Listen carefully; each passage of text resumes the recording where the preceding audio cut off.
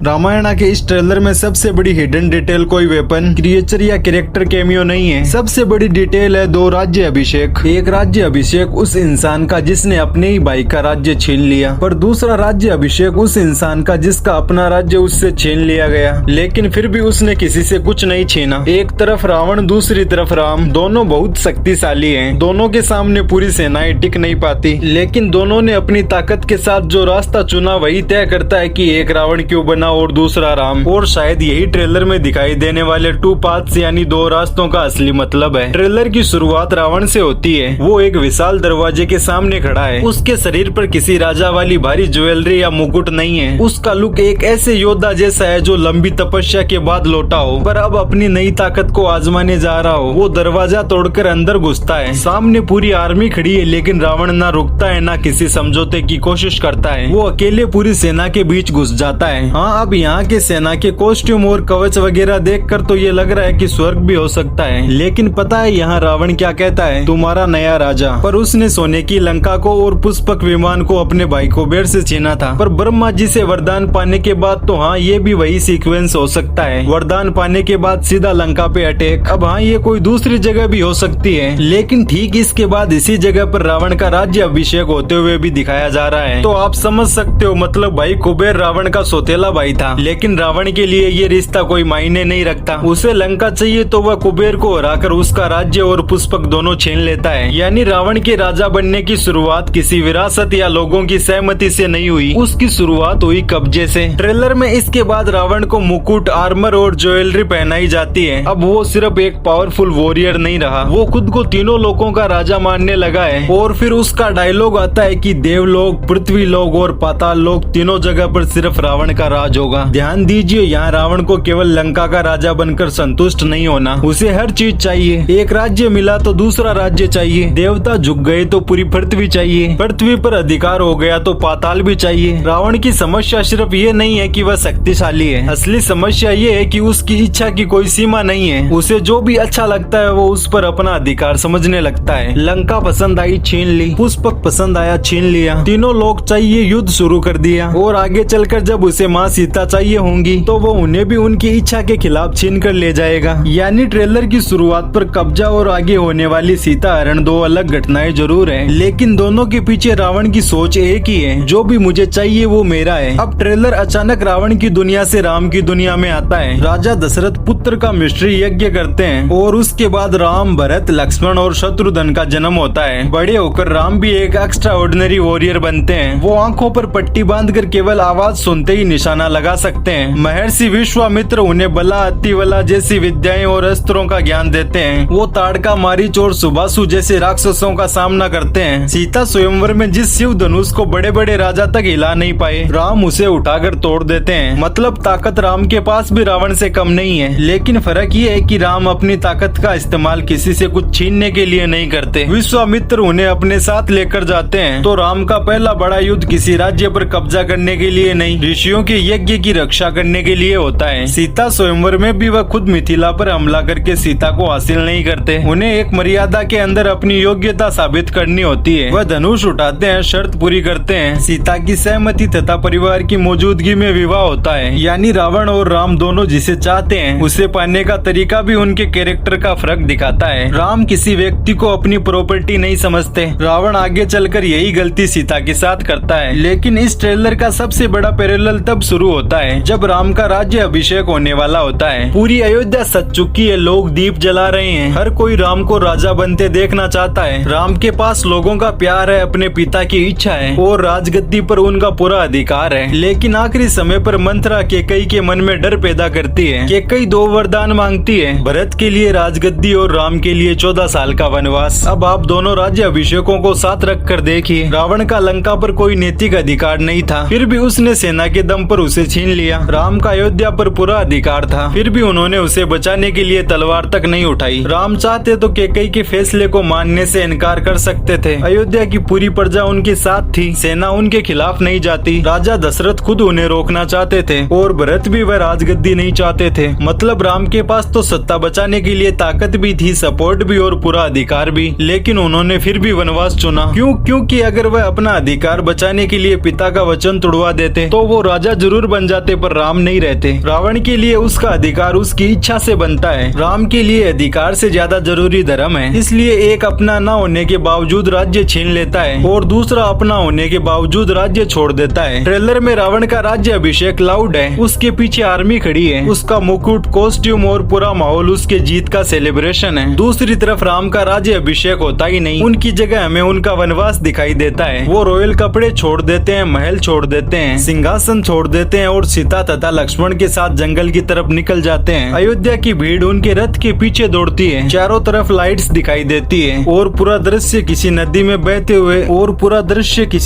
बहते हुए दो जैसा लगता है। लेकिन ये सेलिब्रेशन नहीं है, ये विदाई है। रावण के राजा बनने पर उसकी आर्मी उसके सामने झुकती है, राम के राजा न बनने पर भी पूरी अयोध्या उनके पीछे चल पड़ती है। यही दोनों की लीडरशिप का फर्क भी दिखाई देता है। रावण के पास लोग है क्योंकि उसके पास पावर है, राम के पास लोग है क्योंकि उनके पास लोगों का विश्वास है। रावण का राजा डर से चलता है, राम बिना राजा बने भी लोगों के राजा है। इसके बाद ट्रेलर दोनों की ताकत का एक और पैरेलल दिखाता है। रावण अकेला देवताओं की विशाल सेना के सामने खड़ा होता है। वो ऐरावत जैसे दिव्य क्रिएचर पर हमला करता है और इंद्र की ताकत को चुनौती देता है। दूसरी तरफ राम वनवास के दौरान अकेले 14,000 राक्षसों के सामने खड़े दिखाई देते हैं। पहली नजर में दोनों सीन्स एक जैसे हैं, एक योद्धा और सामने हजारों दुश्मन, लेकिन दोनों युद्ध की वजह बिल्कुल अलग है। रावण देवताओं से इसलिए लड़ता है क्योंकि उसे तीनों लोकों पर कब्जा करना है। राम खेर दुष्यवन और उनकी आर्मी के लिए इसलिए लड़ते हैं क्योंकि जन स्थान में रहने वाले ऋषियों, सीता और दूसरे निर्दोष लोगों की रक्षा करनी है। रावण की लड़ाई जीत और कब्जे के लिए है और राम की लड़ाई रक्षा के लिए है। रावण के लिए शक्ति का मतलब है दूसरों को अपने नीचे दबाना, राम के लिए शक्ति का मतलब है दूसरों के सामने ढाल बनकर खड़ा होना। यही कारण है कि ट्रेलर में रावण के सीन्स ज्यादा अग्रेसिव और विजुअली पावरफुल महसूस होते हैं। वो दरवाजा तोड़ रहा है, सेना कुचल रहा है, ऐरावत पर हमला कर रहा है, एक विशाल जानवर को अपने दहाड़ से शांत कर रहा है। जबकि राम ज्यादातर समय शांत दिखाई देते हैं, वादे सुनते हैं, वनवास स्वीकार करते हैं, अपने पिता को जवाब देते हैं, लोगों की रक्षा के लिए लड़ते हैं। इसलिए ट्रेलर देखने के बाद कई लोगों को लग सकता है कि रावण राम पर भारी पड़ रहा है, लेकिन शायद मेकर्स जानबूझकर दोनों की शक्ति को अलग तरीके से दिखा रहे हैं। रावण की शक्ति बाहर दिखाई देती है, राम की शक्ति उनके कंट्रोल में है। रावण हर किसी को ये साबित करना चाहता है कि वो सबसे शक्तिशाली है। राम को अपनी ताकत साबित करने की जरूरत ही नहीं पड़ती, वो केवल तब अस्त्र उठाते हैं जब किसी की रक्षा करनी हो। यही टू पाथ वाला संकेत सबसे ज्यादा मायने रखता है क्योंकि ये सिर्फ दो कैरेक्टर्स या दो आर्मीज की बात नहीं कर रहा, ये दो चॉइसेस की बात कर रहा है। रावण को वरदान मिला और उसने सोचा कि अब उसे कोई नहीं रोक सकता। राम को दिव्य शक्ति मिली लेकिन उन्होंने खुद को हमेशा मर्यादा के अंदर रखा। रावण ने अपने भाई का राज्य छीना, राम ने अपने भाई भरत के लिए भी किसी तरह का खतरा पैदा नहीं होने दिया। रावण ने शूर्पणखा के अपमान का बदला लेने के नाम पर सीता का हरण किया। राम ने जटायु की मृत्यु और सीता के हरण के बाद भी अपनी लड़ाई को केवल पर्सनल रिवेंज नहीं बनाया, उनका लक्ष्य सीता को वापस लेने के साथ उस आतंक का अंत करना भी है जो लंबे समय से ऋषियों, देवताओं और सामान्य लोगों को परेशान कर रहा था। पर इस कॉन्ट्रास्ट पर सबसे इमोशनल हिस्सा जटायु वाला सीन हो सकता है। जटायु रावण का रास्ता रोकता है क्योंकि उसने रावण से सीता की रक्षा करने का वादा किया था। रावण उसे मारकर आगे बढ़ जाता है, उसके लिए रास्ते में आने वाला हर रिश्ता, हर व्यक्ति सिर्फ एक रुकावट है। लेकिन जब राम घायल जटायु को देखते हैं तो वह उसे केवल एक पक्षी नहीं समझते, वो उसका अंतिम संस्कार अपने पिता के समान सम्मान के साथ करते हैं। रावण रिश्तों को अपनी इच्छा के लिए तोड़ता है, राम रिश्तों की मर्यादा निभाने के लिए अपना सब कुछ छोड़ता है। इसलिए राम और रावण का फर्क केवल गुड और इविल का सिंपल फर्क नहीं है। दोनों पढ़े लिखे हैं, दोनों दिव्य अस्त्रों के ज्ञाता है, दोनों बड़े योद्धा हैं, दोनों के पास लीडरशिप और एक्स्ट्रा ऑर्डिनरी पावर है। लेकिन भाई ताकत किस इंसान को मान नहीं बनाती, वो अपनी ताकत का इस्तेमाल किस लिए करता है वही उसका असली कैरेक्टर तय करता है। रावण ने पावर को अपना अधिकार समझा, राम ने पावर को अपनी जिम्मेदारी समझा। रावण के लिए दुनिया उसके सामने झुकने के लिए बनी है, पर राम खुद झुककर भी धर्म को ऊपर रखते हैं। रावण राजा बनने के लिए राज्य छीनता है, राम राज्य छोड़कर भी लोगों के दिलों के राजा बने रहते हैं। और शायद इसीलिए ट्रेलर की पूरी कहानी का सबसे सही मतलब एक लाइन में यही है कि दोनों के पास दुनिया बदलने की ताकत थी, लेकिन एक ने दुनिया को अपना बनाना चाहा और दूसरे ने दुनिया को बचाना चुना। इसलिए टू पाथ्स केवल राम और रावण के दो अलग रास्ते नहीं है। ये ट्रेलर ऑडियंस से भी एक सवाल पूछ रहा है, असली ताकत क्या है? दूसरों से सब कुछ छीन लेना या सब कुछ छीन जाने के बाद भी अपने धर्म और कैरेक्टर को ना छोड़ना? रावण ने लंका जीत ली, राम ने खुद को जीत लिया, पर आखिर में शायद यही जीत दोनों की किस्मत का फैसला करने वाली है। ठीक है तो भाई बस यही थी रामायण के ट्रेलर में छिपे 2 पैथ्स और राम और रावण के असली फर्क पर हमारी छोटी सी एनालिसिस। अब आपको ट्रेलर में राम और रावण में से किसका प्रेजेंटेशन ज्यादा पावरफुल लगा, नीचे कमेंट में जरूर बताना। बाकी अगर आपको वीडियो अच्छा लगा हो तो वीडियो को लाइक, शेयर और चैनल को सब्सक्राइब कर दो। चलो फिर मिलते हैं अगले वीडियो में, बाय।